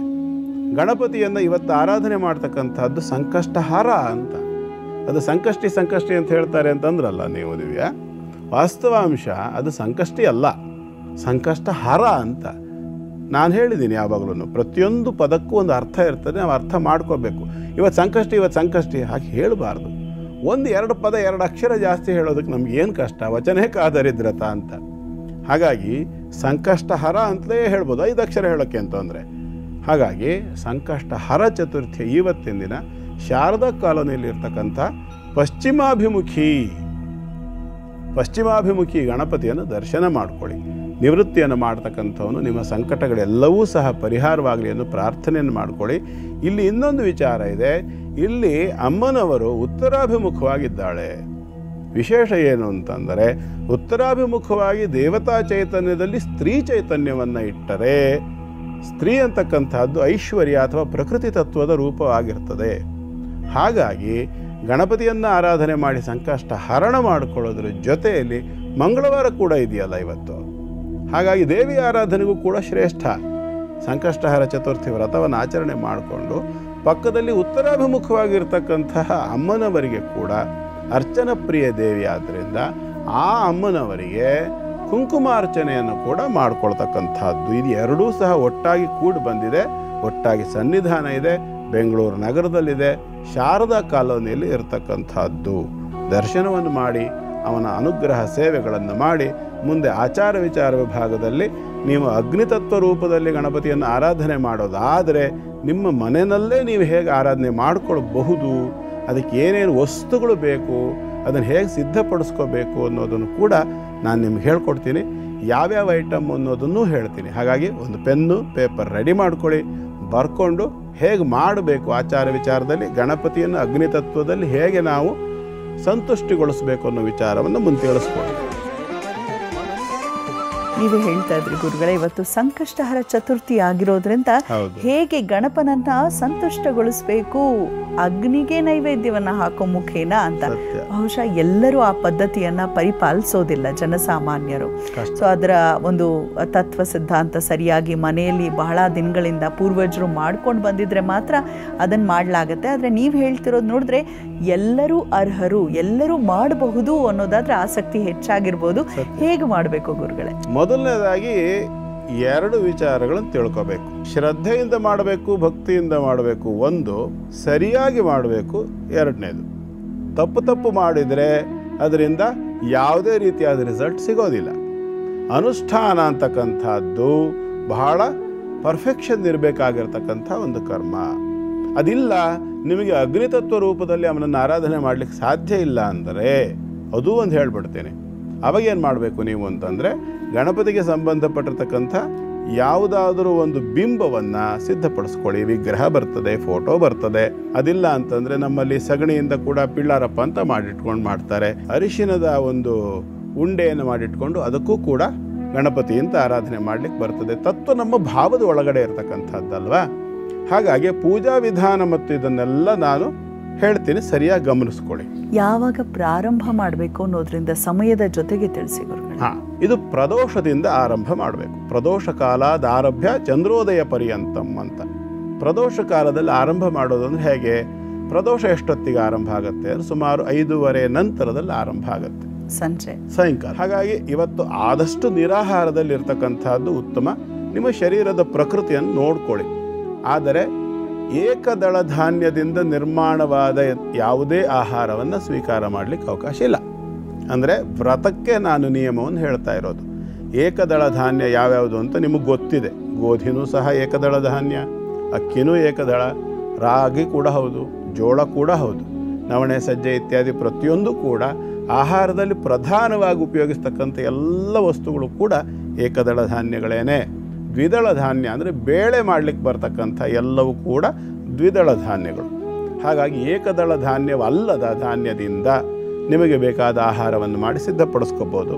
ಅದಿಲ್ಲ ಕೇವಲ ಹಾಲನ್ನು ತೊಗೋಬೋದು, ಹಾಲಿಗೆ ಜೇನುತುಪ್ಪ ಬೆರೆಸಿ ತೊಗೋಬೋದು, ಕೇವಲ ತರಕಾರಿಗಳನ್ನು ತೊಗೋಬೋದು. ಬೇಯಿಸೋ ಹಾಗಿಲ್ಲ, ಹಾಲನ್ನು ಕೂಡ ಕಾಯಿಸೋ ಹಾಗಿಲ್ಲ. ಶುದ್ಧವಾದ ಹಾಲು ಸಿಕ್ಕಿದರೆ ಮಾತ್ರ ತಗೊಳ್ಳಿ. ಇವತ್ತು ಹಾಲಿನ ಬಗ್ಗೆ ನಾವು ಮಾತಾಡದೇ ಇರೋದು ಒಳ್ಳೆಯದು. ಹಾಗಾಗಿ ಬೇಯಿಸದೇ ಇರತಕ್ಕಂಥ ಹಸಿಯ ತರಕಾರಿಗಳನ್ನು ತೊಗೋಬೋದು, ಹಣ್ಣುಗಳನ್ನು ತಗೊಳ್ಬೋದು. ಇಲ್ಲ ನನಗೆ ಸಾಮರ್ಥ್ಯ ಇದೆ, ತೊಂದರೆ ಇಲ್ಲ, ನಾನು ಮೇಂಟೈನ್ ಮಾಡ್ಕೊಳ್ತೀನಿ ಅಂತ ಆದರೆ ಅಂಥವರು ನಿರಾಹಾರದಲ್ಲೂ ಇರಬಹುದು.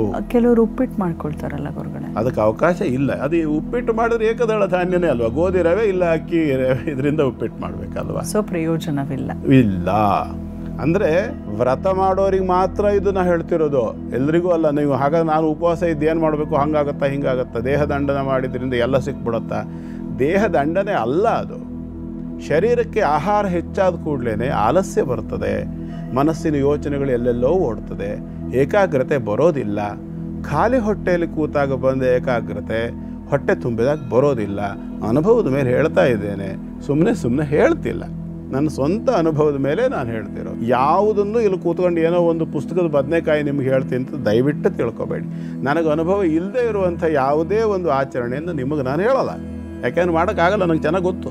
ಹಾಗಾಗಿ ಇದನ್ನು ನೆನಪಿನಲ್ಲಿ ಇಟ್ಕೊಳ್ಳಿ. ಆಹಾರದ ಬಗ್ಗೆ ಮೊದಲು ಗಮನ ಕೊಡಿ, ಸ್ವಚ್ಛವಾಗಿ ಶರೀರವನ್ನು ಇಟ್ಕೊಳ್ಳಿ.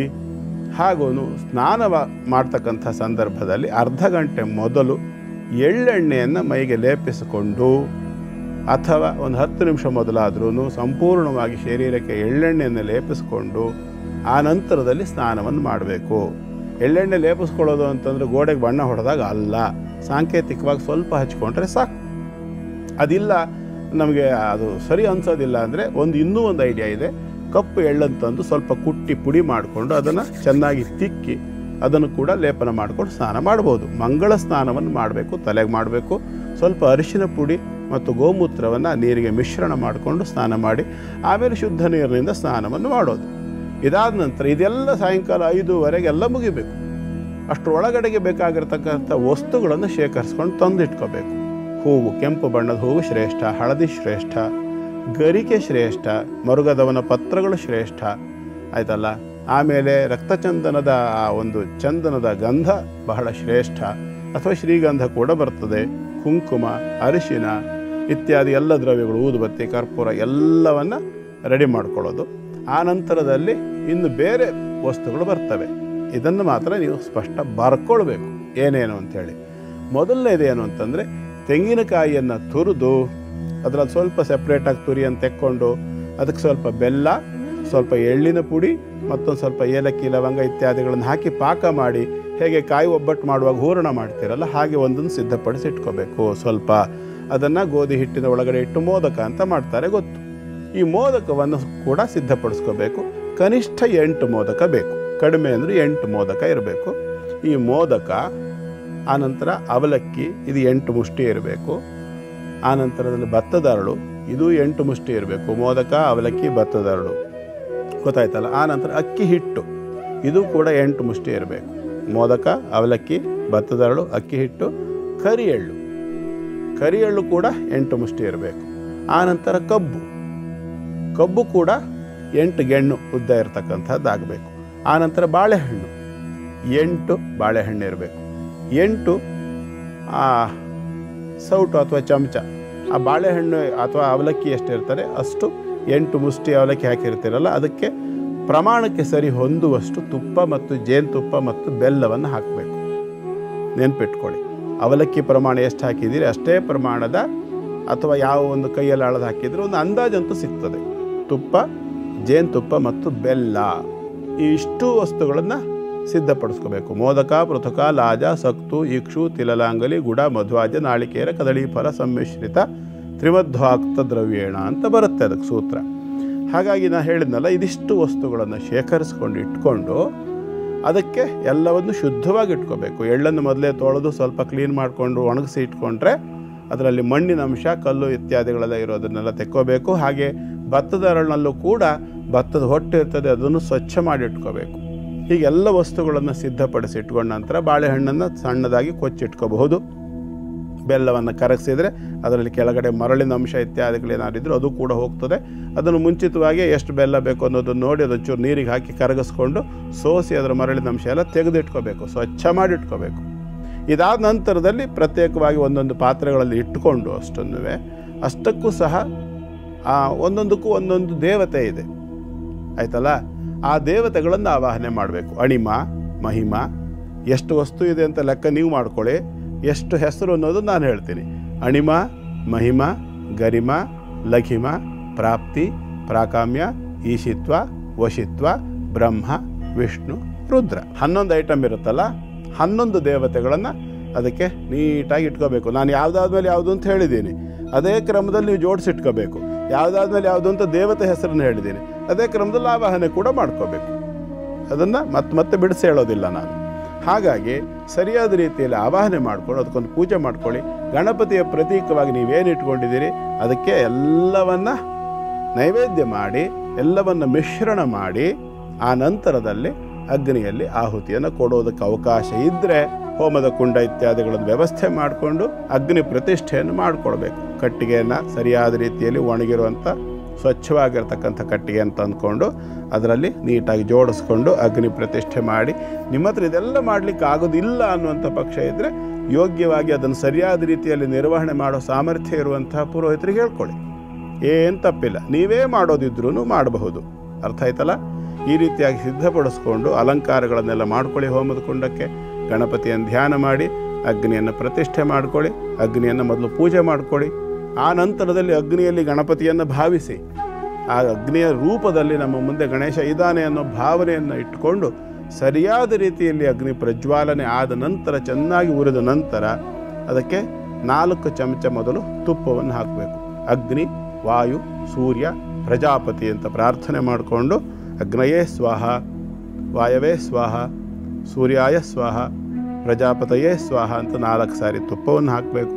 ಆನಂತರ ಗಣೇಶಾಯ ಸ್ವಾಹ, ಗಣೇಶಾಯ ಸ್ವಾಹ ಅಂತ 8 ಸಲ ತುಪ್ಪವನ್ನು ಹಾಕಬೇಕು. ಆ ನಂತರದಲ್ಲಿ ಎಲ್ಲ ಮಿಶ್ರಣ ಮಾಡಿಟ್ಕೊಂಡಿರ್ತೀರಲ್ಲ, ಆ ಎಲ್ಲವನ್ನು ಕೂಡ ಅಷ್ಟು ದ್ರವ್ಯ ಐಟಮ್ಸ್ ಎಲ್ಲ ಹೇಳಿದ್ದನ್ನು ಎಲ್ಲ ಒಂದು ಪಾತ್ರೆಯಲ್ಲಿ ಹಾಕಿ ಎಲ್ಲವನ್ನು ಮಿಶ್ರಣ ಮಾಡಿ ಉಂಡೆ ಕಟ್ಟಬೇಕು. ಒಂದು ಉಂಡೆ ಕನಿಷ್ಠ ಪಕ್ಷ ಹೀಗೆ ಹಿಡ್ಕೊಂಡ್ರೆ ಹೀಗೆ ಅನ್ನಿಸ್ಬೇಕದು, ಇಷ್ಟು ದೊಡ್ಡ, ಅಂದರೆ ಈ ಕ್ರಿಕೆಟ್ ಬಾಲ್ ಅಂತ ಒಂದು ಅಂದಾಜು ಇಟ್ಕೊಳ್ಳಿ. ಕನಿಷ್ಠ ಆ ಸೈಜಿನಲ್ಲಿ ಒಂದು ಉಂಡೆ ಬರೋ ಹಾಗೆ ಸಿದ್ಧಪಡಿಸ್ಕೋಬೇಕು. ಅದು ಆಗುತ್ತೆ, ಅದು ಅಷ್ಟು ಐಟಮ್ಸ್ ಸೇರಿದಾಗ ಅಷ್ಟಾಗುತ್ತೆ, ಗೊತ್ತು ನನಗೆ. ಅದನ್ನು ಹಿಡ್ಕೊಂಡ್ಬಿಟ್ಟು ಈ ವಸ್ತುವನ್ನು, ಈ ಒಂದು ಉಂಡೆಯನ್ನು ನಾನು ಗಣೇಶನಿಗೆ ತಿನ್ನಿಸ್ತಾ ಇದ್ದೇನೆ ಅನ್ನೋ ಭಾವವನ್ನು, ಆ ಭಾವನೆಯನ್ನು ಇಟ್ಕೊಂಡು ಓಂ ಮಹಾಗಣಪತಯೇ ಸ್ವಾಹ, ಅಥವಾ ಇದನ್ನು ಮಂತ್ರವಾಗಿ ಹೇಳ್ಬೋದು. ಇದಿಲ್ಲ ಅಂದರೆ ಓಂ ಸಂಕಷ್ಟಹರ ಗಣಪತಯೇ ಸ್ವಾಹ ಅನ್ನೋ ಪ್ರಾರ್ಥನೆಯೊಂದಿಗೆ ಅಗ್ನಿ ಒಳಗೆ ಬಿಸಾಕೋದಲ್ಲ, ಇಡಬೇಕು. ಸಮರ್ಪಣೆ ನಿಧಾನವಾಗಿ ಇಡಬೇಕು. ನಮ್ಮಲ್ಲಿ ಅನೇಕ ಆಹುತಿ ಹಾಕೋದನ್ನು ನೋಡಿದ್ದೀನಿ. ಹೀಗೆ ಹಾಕ್ಬಿಡೋದು, ಹೀಗೆ ಏನೋ ಅಲ್ಲಿ ಹಿಂಗೆ ಕಿವಿ ಮೇಲೆ ಮಾಡಿಕೊಟ್ರೆ ಅದಕ್ಕೆ ಬಿಸ್ಕೆಟ್ ಹಾಕೋದಂಗೆ ಅಂತಲಾ, ಆ ಭಾವನೆನ ಅರ್ಪಣೆ ಮಾಡ್ತಿದ್ದೇನೆ ನಾನು, ದೇವತಾ ಚೈತನ್ಯಕ್ಕೆ ನೈವೇದ್ಯ ಕೊಡ್ತಿದ್ದೇನೆ ನಾನು ಅನ್ನೋ ಭಾವ ಇರಬೇಕಲ್ಲಿ.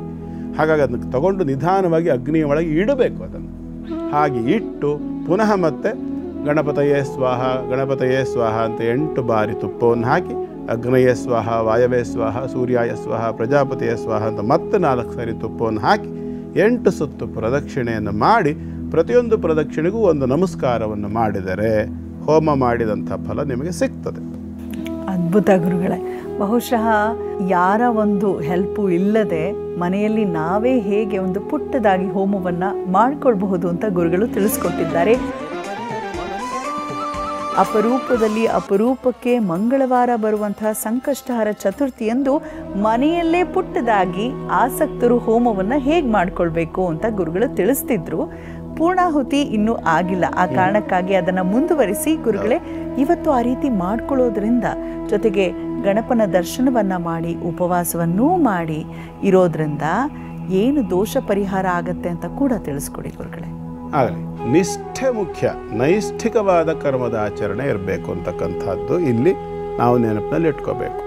ನಾವು ಅನೇಕರು ಏನು ಅಂದ್ಕೊಂಡಿದ್ದಾರೆ, ಬ್ರಾಹ್ಮಣರು ಮಾತ್ರ ಹೋಮ ಮಾಡಬೇಕು, ಪುರೋಹಿತರು ಮಾತ್ರ ಹೋಮ ಮಾಡಬೇಕು, ಬೇರೆಯವರು ಮಾಡಬಾರ್ದು ಹೇಳೆಲ್ಲ ಅಂದ್ಕೊಂಡಿದ್ದಾರೆ. ಸತ್ಯ ಕೂಡ ಹೌದು ಅದು. ಯಾಕೆ? ಕರ್ಮಜ್ಞಾನ ಬೇಕು. ಬ್ರಾಹ್ಮಣರು ಅಂತೇಳಿ ಅಂದ್ಕೂಡ್ಲೇನೆ ಅಥವಾ ಪುರೋಹಿತರು ಅಂತ ಅಂದ್ಕೂಡ್ಲೇನೆ ಅವರು ಹೋಮವನ್ನು 100ಕ್ಕೆ 100 ಸರಿ ಮಾಡ್ತಾರಾ? ಗೊತ್ತಿಲ್ಲ. ಮಾಡೋರಿದ್ದಾರೆ. ಮತ್ತು ಹಾಗೆ ತಗೊಳ್ಬೇಡಿ. ಬೇಕಾದಷ್ಟು ಜನ ವಿದ್ಯಾವಂತರಿದ್ದಾರೆ, ಕಲ್ತಿರೋರಿದ್ದಾರೆ, ಶ್ರದ್ಧೆಯಿಂದ ಮಾಡುವವರಿದ್ದಾರೆ. ನಾವು ಮಾಡ್ತಕ್ಕಂಥ ಯಾವುದೇ ಕರ್ಮ ಶ್ರದ್ಧಾಭಕ್ತಿಯಿಂದ ಮಾಡಬೇಕು. ಆ ಅಗ್ನಿಯಲ್ಲಿ ನಾವು ಸಮರ್ಪಣೆ ಮಾಡ್ತಕ್ಕಂಥ ವಸ್ತುಗಳೇನಿದೆ ಅದು ಹೇಗೆ ಶುದ್ಧವಾಗಿರ್ತದೆಯೋ ಅಥವಾ ಶುದ್ಧವಾಗಿ ಇಟ್ಕೊಳ್ಬೇಕೋ ಹಾಗೆ ನಮ್ಮ ಶರೀರವನ್ನು ಶುದ್ಧವಾಗಿ ಇಟ್ಕೊಂಡಿರಬೇಕು, ಕೂಡ ಮನಸ್ಸನ್ನು ಕೂಡ ಶುದ್ಧವಾಗಿ ಇಟ್ಕೊಂಡಿರಬೇಕು. ಇದರ ಜೊತೆಯಲ್ಲಿ ನಾವು ಹೋಮ ಮಾಡೋ ವಿಚಾರ ಬ್ರಾಹ್ಮಣರು ಮಾತ್ರ ಮಾಡಬೇಕು, ಅವ್ರು ಮಾಡಬಾರ್ದು ಇವ್ರು ಮಾಡಬಾರ್ದು ಅಂತ ಇಲ್ಲ. ನಿಮಗೆ ಅಗ್ನಿ ಆರಾಧನೆ ಮಾಡಲಿಕ್ಕೆ ಬರಬೇಕು. ನಾನು ಹೇಳಿದ್ದೀನಿ, ಅದೆಲ್ಲ ಕ್ರಮ ಹೇಳಿಕೊಟ್ಟಿದ್ದೀನಿ. ಆ ಕ್ರಮದಲ್ಲಿ ನೀವು ಅಗ್ನಿಯನ್ನು ಆರಾಧನೆ ಮಾಡ್ತೀರಾ? ಖಂಡಿತ ಮಾಡಬಹುದು. ತುಪ್ಪ ಶುದ್ಧವಾದ್ದಾಗಿರಬೇಕು. ನೀವು ಹೊಟ್ಟೆಗೆ ಯಾವ ಒಂದು ತುಪ್ಪವನ್ನು ತಿನ್ನಲಿಕ್ಕೆ ಇಷ್ಟಪಡ್ತೀರೋ ಅದೇ ಕ್ವಾಲಿಟಿ ಇರಬೇಕು ತುಪ್ಪ. ನಾವು ದೇವತಾ ಶಕ್ತಿಗಳಿಗೆ ಯಾವ ವಸ್ತುವನ್ನು ಅರ್ಪಣೆ ಮಾಡಬೇಕು ಅಂತಂದರೆ ಅದು ನಮಗೆ ತಿನ್ನಲಿಕ್ಕೆ ಬರುವಂಥದ್ದಾಗಿರಬೇಕು. ನೈವೇದ್ಯ, ಹೂವು ಯಾವುದಾದ್ರೂ ಒಂದು ದೇವರಿಗೆ ಸಮರ್ಪಣೆ ಮಾಡೋ ಸಂದರ್ಭದಲ್ಲಿ ನಾವು ಇಷ್ಟಪಡೋ ಹಾಗಿದ್ರೆ ಮಾತ್ರ ದೇವರಿಗೆ ಕೊಡಬೇಕು. ಅನೇಕರು ಏನು ಅಂದ್ಕೊಂಡಿರ್ತೇವೆ ನಾವು, ದೇವ್ರಿಗೆ ತಾನೆ ನಡೆಯುತ್ತೆ. ನಡೆಯಲ್ಲ. ನಮಗೆ ನಡೆಯುತ್ತಾ? ಯದನ್ನಂ ಮಾನವೋ ಭುಂಕ್ತೆ ತದನ್ನಂ ತಸ್ಯ ದೇವತಾ. ನಾವು ಯಾವುದನ್ನು ತಿನ್ನಬಲ್ಲೆವೋ ಅದನ್ನು ದೇವರಿಗೆ ನೈವೇದ್ಯ ಮಾಡಬೇಕು. ಹಾಗಾಗಿ ಎಲ್ಲ ದ್ರವ್ಯಗಳನ್ನು ಶೇಖರಿಸ್ಕೊಂಡು ಮಾಡೋದು. ಅನೇಕರು ಹೇಳ್ಬೋದು ಪುರೋಹಿತರೇ ಮಾಡಿಸ್ಬೇಕು, ಬ್ರಾಹ್ಮಣರೇ ಮಾಡಬೇಕು. ಖಂಡಿತವಾಗ್ಲೂ ಹಾಗೆ ಇಲ್ಲ. ಪುರೋಹಿತರು ಅಂತ ಅಂದ್ಕೂಡಲೇ ಅದರಲ್ಲಿ ತಿಳುವಳಿಕೆ ಇರ್ತದೆ.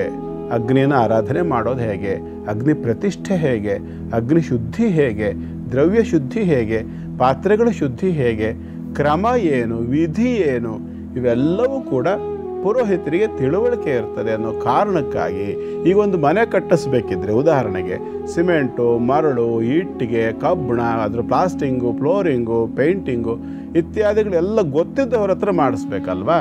ಹಾಗಾಗಿ ಅದು ಗೊತ್ತಿದ್ದವ್ರ ಹತ್ರ ಮಾಡಿದಾಗ ಸರಿಯಾಗಿ ಆಗುತ್ತೆ ಅನ್ನೋ ಕಾರಣಕ್ಕಾಗಿ ಪುರೋಹಿತರು ಮಾಡಬೇಕು. ಇಲ್ಲ ಅದನ್ನು ತಿಳ್ಕೊಂಡು ನೀವೇ ಮಾಡ್ತೀರಿ ಹೇಳಿ ಆದರೆ ಖಂಡಿತವಾಗಲೂ ಮಾಡಬಹುದು. ಈ ರೀತಿಯಾಗಿ ಎಲ್ಲ ಪೂಜೆ ಹೋಮ ಎಲ್ಲ ಆದ ನಂತರ ಪ್ರದಕ್ಷಿಣೆ ನಮಸ್ಕಾರ ಎಲ್ಲ ಮಾಡ್ಕೊಂಡ ನಂತರದಲ್ಲಿ ಕೊನೆಯದಾಗಿ ಪೂರ್ಣ ಫಲ ಸಮರ್ಪಣೆ ಅಂಥೇಳಿ ಪೂರ್ಣಾಹುತಿಯನ್ನು ಮಾಡಬೇಕು. ಇದಕ್ಕೆ ಮಂಗಳ ದ್ರವ್ಯಗಳನ್ನು ಎಲ್ಲವನ್ನು ಹಾಕಬಹುದು. ಅರಿಶಿನ, ಕುಂಕುಮ, ಗರಿಕೆ, ಹಾಗೆ ತೆಂಗಿನಕಾಯಿ, ಕೊಬ್ಬರಿ, ರೇಷ್ಮೆ ಅಥವಾ ಕಾಟನ್ ವಸ್ತ್ರ, ತುಪ್ಪ ಎಲ್ಲವನ್ನು ಕೂಡ ಇಟ್ಟುಕೊಂಡು ನಿಮ್ಮ ಪುನಃ ಸಂಕಲ್ಪ ನಿಮ್ಮದೇನಿದೆ ಅಪೇಕ್ಷೆ, ಸಂಕಷ್ಟಹರ, ದೋಷ ಪರಿಹಾರ ಅಂದರೆ ಅದೇ ಎಲ್ಲ ರೀತಿಯ ಸಂಕಷ್ಟಗಳನ್ನು ಪರಿಹಾರ ಮಾಡು ಅಂತ ಹೇಳಿ ಪ್ರಾರ್ಥನೆ ಮಾಡ್ಕೊಳ್ತಕ್ಕಂಥದ್ದು.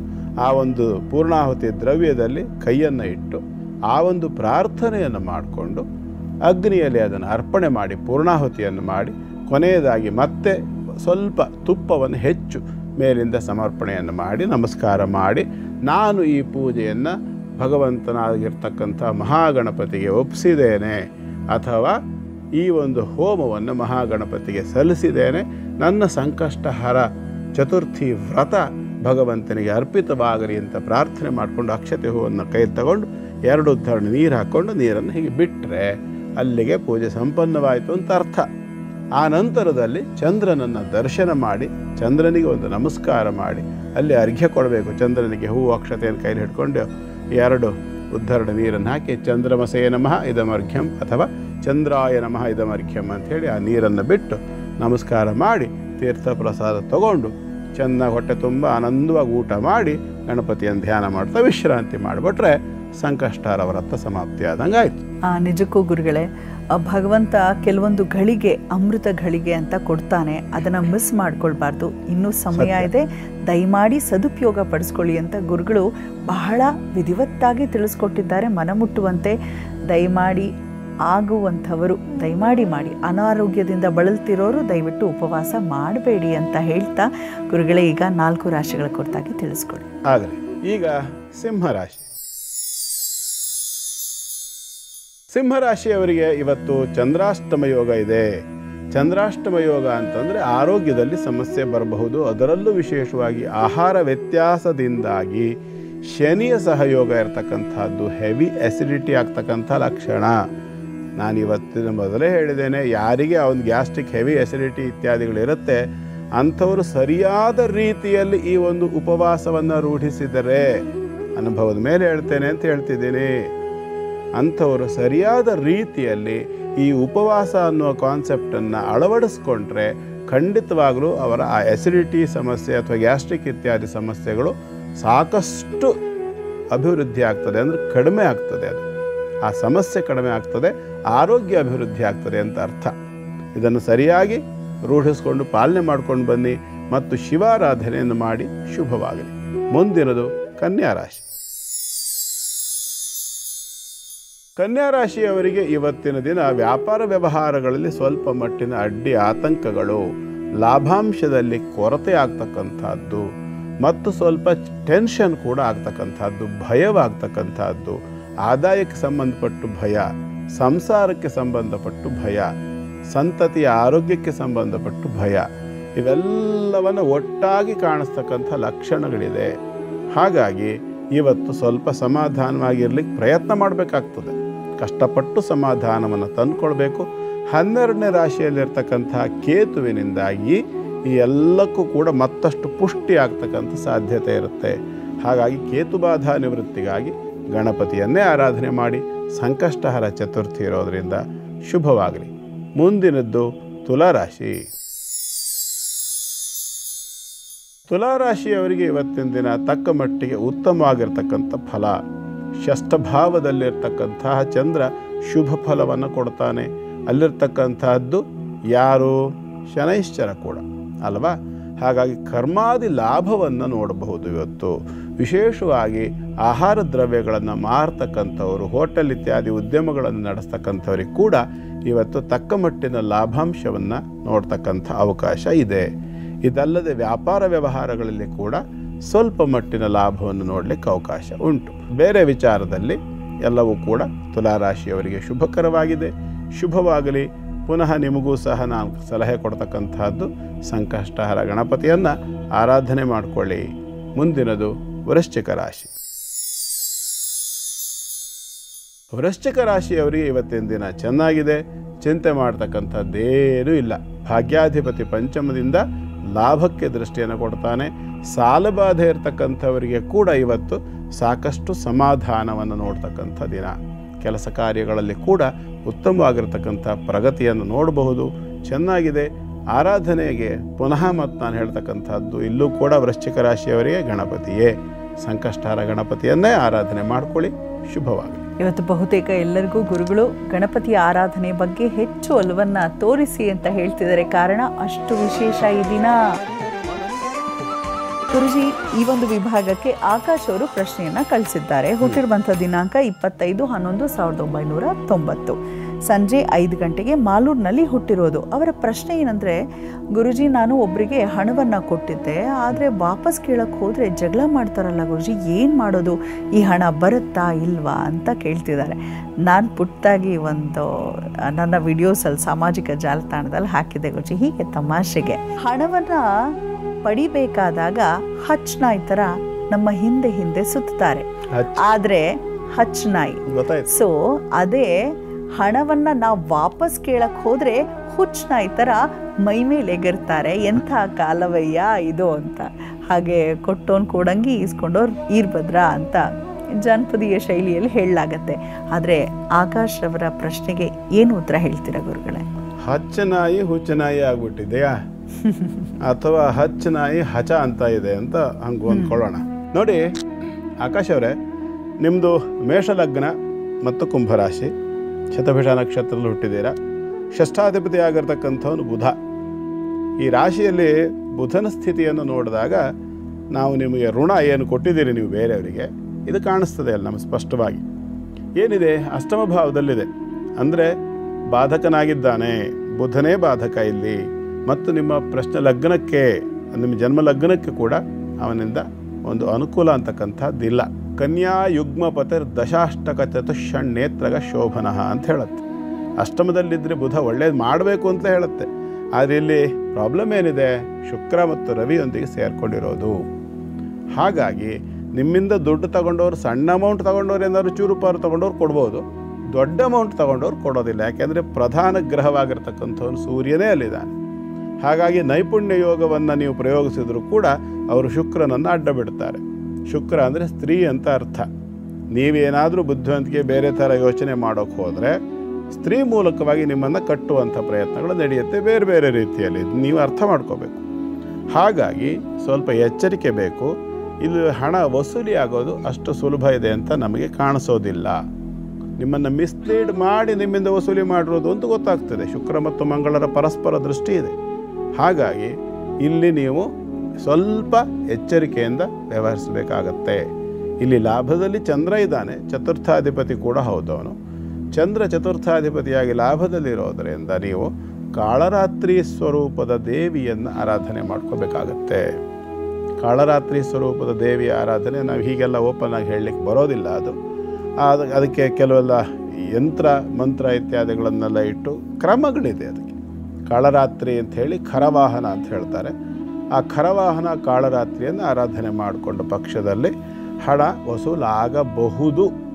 ಕಾರಣ ಸ್ಥಿರರಾಶಿಯಲ್ಲಿರ್ತಕ್ಕಂಥ ಚಂದ್ರನಾದ್ದರಿಂದ, ವೃಶ್ಚಿಕದ ಅಧಿಪತಿ ಮಂಗಳ ವೃಶ್ಚಿಕಕ್ಕೆ ದೃಷ್ಟಿ ಕೊಟ್ಟಿರೋದ್ರಿಂದ, ವೃಷಭದ ಅಧಿಪತಿ ಶುಕ್ರ ವೃಷಭಕ್ಕೆ ದೃಷ್ಟಿ ಕೊಟ್ಟಿರೋದ್ರಿಂದ ಸ್ವಲ್ಪ ಮಟ್ಟಿಗೆ ಹಣ ಸಂಪಾದನೆ ವಾಪಸ್ ಆಗ್ಬೋದು. 40%ನಷ್ಟಂತೂ ನಿಮಗೆ ನಷ್ಟವಾದರೂ ಖಂಡಿತ, ಅಂದರೆ ಮ್ಯಾಕ್ಸಿಮಮ್ 60% ಹಣ ನಿಮಗೆ ಇದು ಸಂಪಾದನೆ ಆಗ್ಬೋದು. ಪೂರ್ಣ ಸಂಪಾದನೆ ಆಗುತ್ತೆ ಅಂತ ಅನಿಸೋದಿಲ್ಲ. ಎಚ್ಚರಿಕೆ ವಹಿಸ್ಕೊಳ್ಳಿ. ಸಾಧ್ಯವಾದರೆ ನೇರ ಭೇಟಿ ಮಾಡಿ ಪೂರ್ಣ ಪರಿಹಾರ ತಿಳಿಸೋಣ. ಆಕಾಶ್ ಅವರೇ, ನಮ್ಮ ಆಶಯವೂ ಅದೇ, ಕೊಟ್ಟಿರುವಂಥ ಹಣ ವಾಪಸ್ ಬರುವಂತಾಗಲಿ ಅಂತ ಹಾರೈಸ್ತಾ ಧನ್ಯವಾದಗಳು ನಮ್ಮ ಕಾರ್ಯಕ್ರಮಕ್ಕೆ ಮೆಸೇಜನ್ನು ಕಳಿಸಿದ್ದಕ್ಕಾಗಿ. ವೀಕ್ಷಕರೇ, ನೀವು ಕೂಡ ನಮ್ಮ ಕಾರ್ಯಕ್ರಮಕ್ಕೆ ಮೆಸೇಜ್ ಕಳಿಸ್ಬೋದು. ವಾಟ್ಸಪ್ ನಂಬರ್ ಕಾಣಿಸ್ತಾ ಇದೆ. ತಡ ಯಾಕೆ, ನಿಮ್ಮ ಪ್ರಶ್ನೆ ನಮ್ಮ ಉತ್ತರ ಕೊಡೋದಕ್ಕೆ ಗುರುಗಳು ಸಿದ್ಧರಾಗಿದ್ದಾರೆ ಅಂತ ಹೇಳ್ತಾ, ಜೊತೆಗೆ ಸಾರ್ವತ್ರಿಕ ಪ್ರಶ್ನೆಯನ್ನು ಕೂಡ ಕೇಳಬಹುದು ಮತ್ತು ನಮ್ಮ ಕಾರ್ಯಕ್ರಮವನ್ನು ತಾವು ಯಾವಾಗ ಬೇಕಾದರೂ ನೋಡಬಹುದು ಯೂಟ್ಯೂಬ್ ಚಾನಲ್ನಲ್ಲಿ. ಯೂಟ್ಯೂಬ್ ಚಾನಲ್ನ ಹೆಸರು NKR TV ಕನ್ನಡ ಅಂತ ನೆನಪಿಸ್ತಾ ಬನ್ನಿ, ಕೊನೆಯ 4 ರಾಶಿಗಳ ಕುರಿತ ಗುರುಗಳು ಏನು ಹೇಳ್ತಾರೆ ಕೇಳೋಣ. ಗುರುಗಳೇ, ಈಗ ಧನುರಾಶಿ.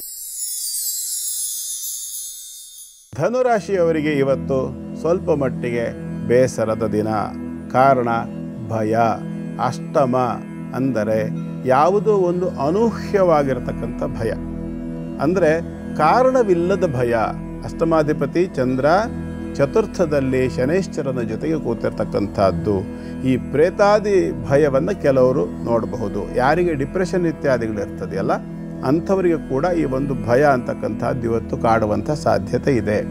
ಹಾಗಾಗಿ ಧನುರಾಶಿಯವರು ಸ್ವಲ್ಪ ಮಟ್ಟಿಗೆ ಇವತ್ತು ಭೈರವ ಧ್ಯಾನವನ್ನು ಮಾಡಿಕೊಳ್ತಕ್ಕಂಥದ್ದು ಬಹಳ ಒಳ್ಳೆಯದು. ಸಾಧ್ಯವಾದರೆ ಕಾಲಭೈರವನ ದರ್ಶನವನ್ನು ಮಾಡಿ ಅವನಿಗೆ ವಿಶೇಷವಾಗಿರ್ತಕ್ಕಂಥದ್ದು ಏನಪ್ಪ ಅಂದರೆ ಎಳ್ಳು. ಪ್ರಾರ್ಥನೆ ಮಾಡಿಕೊಂಡು ಕೈಯಲ್ಲಿ ಎಳ್ಳು ಮತ್ತು ಬಿಳಿ ಸಾಸಿವೆ ಎರಡೂ ಬೇಕು. ಒಂದು 100 ಗ್ರಾಮ್ ಎಳ್ಳು ಮತ್ತು ಬಿಳಿ ಸಾಸಿವೆಯನ್ನು ಪ್ರತ್ಯೇಕ ಒಂದು ಪಾತ್ರೆಯಲ್ಲಿ ಇಟ್ಕೊಂಡು ಬಲಗೈಯ ಕೆಳಭಾಗಕ್ಕೆ ಎಳ್ಳು ಬರುವ ಹಾಗೆ, ಅಂದರೆ ಬಲ ಮುಷ್ಟಿಗೆ ಎಳ್ಳು ಬರುವ ಹಾಗೆ, ಎಡಮುಷ್ಟಿಗೆ ಬಿಳಿಯ ಸಾಸಿವೆ ಬರುವ ಹಾಗೆ ಹಿಡ್ಕೊಂಡು ಪ್ರಾರ್ಥನೆ ಮಾಡಿಕೊಂಡು ಅದನ್ನು ಕಾಲಭೈರವನಿಗೆ ಅರ್ಪಣೆ ಮಾಡಿ. ಶುಭವಾಗಲಿ. ಮುಂದೆಂದು ಮಕರ ರಾಶಿ. ಮಕರ ರಾಶಿಯವರಿಗೆ ಇವತ್ತು ಸ್ವಲ್ಪ ಮಟ್ಟಿಗೆ ಒಳ್ಳೆಯ ದಿನ. ತಕ್ಕ ಮಟ್ಟಿಗೆ ಲಾಭಾಂಶ, ಆರೋಗ್ಯದಲ್ಲಿ ಕೂಡ ವೃದ್ಧಿ, ಸಾಮಾಜಿಕವಾಗಿ ಕೂಡ ಒಂದು ಮಾನ ಮರ್ಯಾದೆಗಳನ್ನು ಗಳಿಸ್ತಕ್ಕಂಥ ಒಂದು ಅವಕಾಶ ಇದೆ. ಹಾಗಾಗಿ ಮಕರ ರಾಶಿಯವರಿಗೆ ಇವತ್ತಿನ ದಿನ ಚೆನ್ನಾಗಿದೆ. ಇನ್ನಷ್ಟು ಚೆನ್ನಾಗಿ ಮಾಡ್ಕೊಳ್ಳೋಣ ಗುರುಗಳೇ ಅನ್ನೋದಾದರೆ ಬೇಡ, ದುರಾಸೆ ಸಾಕು. ಅಷ್ಟರಲ್ಲಿ ಸಮಾಧಾನವಾಗಿರಿ. ಸಂಕಷ್ಟಹರ ಚತುರ್ಥಿ ಇದೆ. ಗಣಪತಿಯನ್ನು ಆರಾಧನೆ ಮಾಡಿಕೊಳ್ಳಿ. ಕಾರಣ ನಿಮ್ಮ ರಾಶಿಗೆ ಅಷ್ಟಮ ರಾಶಿಯಲ್ಲಿ ಕೇತು ಇದ್ದಾನೆ. ಹಾಗಾಗಿ ಗಣಪತಿಯನ್ನು ಆರಾಧನೆ ಮಾಡಿಕೊಳ್ಳಿ. ಶುಭವಾಗಲಿ. ಮುಂದಿನದು ಕುಂಭರಾಶಿ. ಕುಂಭರಾಶಿಗೆ ಇವತ್ತು ಅನಿರೀಕ್ಷಿತವಾಗಿರತಕ್ಕಂಥ ಧನಾಗಮನ, ವಿಶೇಷವಾಗಿ ಬಂಧುಗಳ ಆಗಮನ ಆಗ್ತಕ್ಕಂಥ ಸಾಧ್ಯತೆ ಕೂಡ ಇದೆ. ಧನಾಗಮನ ಅಥವಾ ಯಾವುದಾದ್ರೂ ಉಡುಗೊರೆಗಳನ್ನು ಹೊಂದತಕ್ಕಂಥ ಅವಕಾಶ ಕೂಡ ಇದೆ. ಸ್ವಲ್ಪ ಮಟ್ಟಿನ ಪರಿವರ್ತನ ಯೋಗದ ಲಕ್ಷಣಗಳು ಕೂಡ ಇರೋದರಿಂದ ಇವತ್ತಿನ ದಿನ ಕುಂಭರಾಶಿಯವರಿಗೆ ಚೆನ್ನಾಗಿ ನಡೆಯುತ್ತೆ. ಪ್ರೀತಿಪಾತ್ರರೊಂದಿಗೆ ಭೇಟಿ ಆಗ್ತಕ್ಕಂಥ ಅವಕಾಶಗಳು ಕೂಡ ಇದೆ. ದೇವತಾ ದರ್ಶನ ಅಥವಾ ಕ್ಷೇತ್ರ ಸಂದರ್ಶನ ಮಾಡ್ತಕ್ಕಂಥ ಭಾಗ್ಯ ಕೂಡ ಇದೆ. ಅಂಥ ಸಂದರ್ಭದಲ್ಲಿ ಸಮೀಪದಲ್ಲಿರ್ತಕ್ಕಂಥ ಯಾವುದಾದ್ರೂ ಗಣಪತಿ ಕ್ಷೇತ್ರವನ್ನೇ ದರ್ಶನ ಮಾಡ್ಕೊಳ್ಳಿ. ಕಾರಣ ನಿಮ್ಮ ರಾಶಿಗೆ ಸಪ್ತಮ ರಾಶಿಯಲ್ಲಿರ್ತಕ್ಕಂತಹ ಕೇತು. ಹಾಗಾಗಿ ಗಣಪತಿಯನ್ನು ದರ್ಶನ ಮಾಡ್ಕೊಳ್ಳಿ. ಶುಭವಾಗಲಿ. ಕೊನೆಯದಾಗಿ ಮೀನರಾಶಿ. ಮೀನರಾಶಿಯವರಿಗೆ ಕೂಡ ಇವತ್ತಿನ ದಿನ ಚೆನ್ನಾಗಿದೆ. ವಿಶಿಷ್ಟವಾಗಿರ್ತಕ್ಕಂತಹ ಒಂದು ಜನ ಸಂಯೋಗ ಆಗ್ತಕ್ಕಂಥದ್ದು, ಪ್ರೀತಿಪಾತ್ರರೊಂದಿಗೆ ಭೇಟಿ ಆಗ್ತಕ್ಕಂಥದ್ದು, ಇವತ್ತು ಒಂದು ಥರ ಏನು ಹೇಳ್ತಾರೆ ಸಮಾರಂಭ ಅಂತಕ್ಕಂಥ ಒಂದು ವಾತಾವರಣ ಆಗಬಹುದು. ಬಹಳ ವಿಶೇಷವಾಗಿ ಅಪರೂಪದ ವ್ಯಕ್ತಿಗಳೊಂದಿಗೆ ಭೇಟಿ ಆಗ್ತಕ್ಕಂಥದ್ದು, ಅವರೊಂದಿಗೆ ಸಮಾಗಮ ಅಥವಾ ಅವರ ಜೊತೆಯಲ್ಲಿ ಏನು ಕೂತು ಮಾತಾಡ್ತಕ್ಕಂಥದ್ದು, ಹರಟೆ ಹೊಡಿತಕ್ಕಂಥದ್ದು ತುಂಬ ಚೆನ್ನಾಗಿದೆ. ಇದರ ಜೊತೆಯಲ್ಲಿ ಸ್ವಲ್ಪ ದೇವತಾ ಶಕ್ತಿ ಸಾನ್ನಿಧ್ಯ ಅಂತಕ್ಕಂಥದ್ದು ಪ್ರಾಪ್ತಿ ಆಗಿಬಿಟ್ರೆ ಒಂದು ಥರವಾದ ಮಂಗಳಮಯವಾಗಿರ್ತಕ್ಕಂಥ ವಾತಾವರಣ ಇರುತ್ತೆ. ಏನು ಎಲ್ಲದೂ ದೇವರು ದಿಂಡ್ರು ಅಂತೀರ, ನಾವು ಹಂಗಾರೆ ಜೀವನ ಎಂಜಾಯ್ ಮಾಡಲೇಬಾರ್ದ ಅಂತಂದರೆ ಖಂಡಿತವಾಗಲೂ ಜೀವನ ಇರೋದೇ ಸುಖವಾಗಿ ಸಂತೋಷವಾಗಿ ಇರಲಿಕ್ಕೆ. ಅದರಲ್ಲಿ ಹೇಗೆ ಅಂತಂದರೆ ಮುತ್ತೈದೆಯಾದ ಹೆಣ್ಣು ಮಗಳು ಚೆನ್ನಾಗಿ ಅಲಂಕಾರ ಮಾಡಿಕೊಂಡು ತುಂಬ ಲಕ್ಷಣವಾಗಿ ಬಂದವಳು ಹಣೆಯಲ್ಲಿ ಕುಂಕುಮ ಇಲ್ಲದೆ ಇದ್ದರೆ ಹೇಗೆ ಅವಲಕ್ಷಣವಾಗ್ತದೆಯೋ ಹಾಗೆ ಜೀವನದ ಎಲ್ಲ ಸುಖ ಸಂತೋಷ ಸಮೃದ್ಧಿ ಸಮಾರಂಭಗಳಲ್ಲಿ ಎಲ್ಲದರಲ್ಲೂ ಕೂಡ ಆರಂಭದಲ್ಲೂ ಒಂದು ಚೂರು ದೇವತಾ ಧ್ಯಾನ ಇಲ್ಲದೆ ಇದ್ದರೆ ನಾವು ಆರ್ಕೆಸ್ಟ್ರಾ ಮಾಡೋರನ್ನು ಕೂಡ ನೋಡ್ತೇವೆ. ಸ್ಟಾರ್ಟಿಂಗಲ್ಲಿ ಇದು ಎಂಥದ್ದೇ, ಆಮೇಲೆ ಬೇಕಾದ್ರೆ ಯಾವ ಹಾಡು ಬೇಕಾದ್ರೂ ಹಾಡ್ಕೊಳ್ಳಿ. ಆರ್ಕೆಸ್ಟ್ರಾ ಆರಂಭದಲ್ಲಿ ಏನು ಮಾಡ್ತಾರೆ, ಎಲ್ಲರೂ ಶುಕ್ಲಾಂಬರಧರಂ ವಿಷ್ಣುಂಬೆ ಹೇಳೋದು ಅಲ್ವಾ? ಹಾಗೆ ಪ್ರತಿಯೊಂದು ಕೂಡ ದೇವತಾ ಒಂದು ಧ್ಯಾನದಿಂದಲೇ ಆರಂಭವಾದರೇನೆ ಅದು ಒಂದು ಮಂಗಳಕರವಾಗಿ ತನ್ನ ಮುಕ್ತಾಯವನ್ನು ಕಾಣ್ತದೆ. ಹಾಗಾಗಿ ಇದೆಲ್ಲವನ್ನು ನೆನಪಿಟ್ಕೊಳ್ಳಿ, ದೇವತಾ ಧ್ಯಾನವನ್ನು ಮಾಡಿಕೊಳ್ಳಿ. ನಿಮಗೆ ಇಷ್ಟದ ದೇವರನ್ನು ಆರಾಧನೆ ಮಾಡಿ. ಮಂಗಳವಾರ ಸಂಕಷ್ಟಿ ಇದೆ, ಗಣೇಶನನ್ನು ಆರಾಧನೆ ಮಾಡಿಕೊಂಡಷ್ಟು ಶುಭವೇ. ಹಾಗಾಗಿ ಪ್ರಯತ್ನ ಮಾಡಿ. ಎಲ್ಲ ರಾಶಿಯವರಿಗೂ ಶುಭವಾಗಲಿ ಅಂತ ಹಾರೈಸ್ತೀನಿ. ನಮ್ಮ ಈ ಕಾರ್ಯಕ್ರಮದ ಒಂದು ಮೂಲ ಉದ್ದೇಶ ನಮ್ಮ ಆಚಾರ ವಿಚಾರ ಆಚರಣೆಗಳನ್ನು ಪರಿಪಾಲಿಸೋದಕ್ಕೆ ಒಂದು ರಹದಾರಿಯನ್ನು ಮಾಡಿಕೊಳ್ಳುವಂಥದ್ದು, ನೆನಪಿಸುವಂಥದ್ದು. ಹೇಳೋದು ನಮ್ಮ ಒಂದು ಧ್ಯೇಯ, ಕೇಳಬೇಕು ಅನ್ನೋ ಒಂದು ಪ್ರೀತಿ ನಿಮ್ಮಲ್ಲೂ ಇರಲಿ. ಜೀವನದಲ್ಲಿ ನಾವು ಭಗವಂತನ ಕಡೆಗೆ ಜಾಸ್ತಿ ವಾಲ್ಸೋದಕ್ಕೆ ಗುರುಗಳು ನಮ್ಮ ಜೊತೆ ನಿಂತಿರುವಂಥದ್ದು. ಧನ್ಯವಾದಗಳು ಗುರುಗಳೇ. ಸರ್ವೇ ಜನ ಸುಖಿನೋ ಭವಂತು, ಸಮಸ್ತ ಸನ್ಮಂಗಲಾನಿ ಭವಂತು. ಭಗವಂತ ಪ್ರತಿಯೊಬ್ಬರಿಗೂ ಕೂಡ ಒಳ್ಳೆಯದನ್ನೇ ಮಾಡಲಿ. ಸಂಕಷ್ಟಹರ ಚತುರ್ಥಿಯ ಈ ದಿನ ನಿಮ್ಮ ಎಲ್ಲ ಸಂಕಷ್ಟಗಳು ಕೂಡ ಹರಣವಾಗಲಿ ಅಂತ ಹೇಳಿ ನಾನು ಆ ಭಗವಂತನಲ್ಲಿ ಪ್ರಾರ್ಥನೆ ಮಾಡಿಕೊಡ್ತೇನೆ. ವೀಕ್ಷಕರೇ, ಹೊರಡೋ ಸಮಯ ಆಗ್ತಾ ಇದೆ.